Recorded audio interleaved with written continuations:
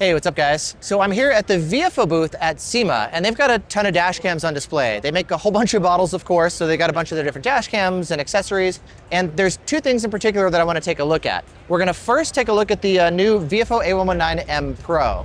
Now, I did a video on this one here recently that you can check out, and it's essentially the 4K version of the A119 Mini 2. So it's going to be a nice tiny dash cam here like this with Wi-Fi, GPS, all that kind of stuff. But the main change is the fact that it's got a 4K sensor here, the IMX678, instead of 2K like the Mini 2. Now, with the higher res sensor, it is going to run hotter than the 2K version of the dash cam, and so to help with cooling, if you take a look at the top, you'll notice that the cooling vents look different, plus they've also changed from plastic to metal. The top of the dash cam is now effectively a big heatsink to help dissipate all the heat from the hotter sensor. Additionally, it's also got a new processor here under the hood, and for that reason, in a future firmware update, it's also going to be getting the low power parking recording and the hybrid parking recording capabilities like the A329S series. Now, the other thing that I want to take a look at is their upcoming new Dashcam battery pack for parking recording that's going to be released soon. And this battery pack is going to be pretty similar to what we're used to here from the competition. So basically, it charges while you drive and then powers your Dashcam while you're parked. Capacity-wise, it's about the same as the others, about 7,500 milliamp hours, though on the side of the box it actually says 7,650, so I guess slightly larger.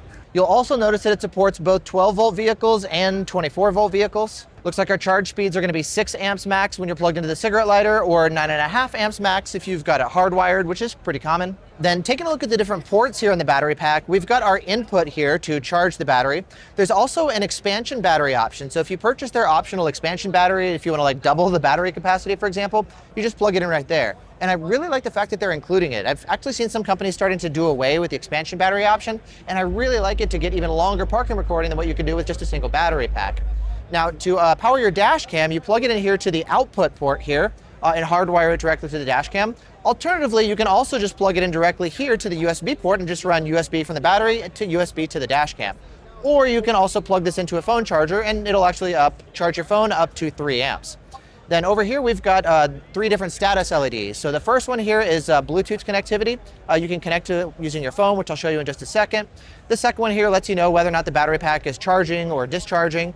And then the third LED here gives you like a capacity indication. So depending on the color, it lets you know how full the battery is. And then you've also got an on-off switch on the battery too. And then taking a closer look at the app, here's what it looks like. So from top to bottom, we've got the capacity remaining here in the battery, lets us know that it's discharging. We've got the temperature. There's actually not just one temperature sensor inside the battery, but 3. Additionally, we've got some input information on the power side, input current and how much longer it's going to take to fully charge. Same kind of things here on the output side, so output current and how much capacity is remaining to power your dash cams, and then things like the battery capacity and how many expansion batteries are plugged in here too. Plus, this app can also be used to update the battery pack here too, and there's new firmware updates specifically for the battery pack. Now, as far as pricing and availability, this battery pack is actually expected to launch later this month here in November, and it's going to retail for $270. This is the BP100, and the expansion battery is going to be the EP100, and it should cost a little bit less here than the primary battery. And so that's a look at all the new stuff that they've got on display here at the show. And down in the video description, I'll put links to all the different products that we talk about, plus some of my personal favorite dash cams too. And other than that, thanks so much for watching. Make sure you stay tuned for all the other videos throughout the show from all the different dash cam companies and radar detector companies that are here as well. Thanks again for watching. Hope you're all doing well, and I'll see you in the next one. Bye.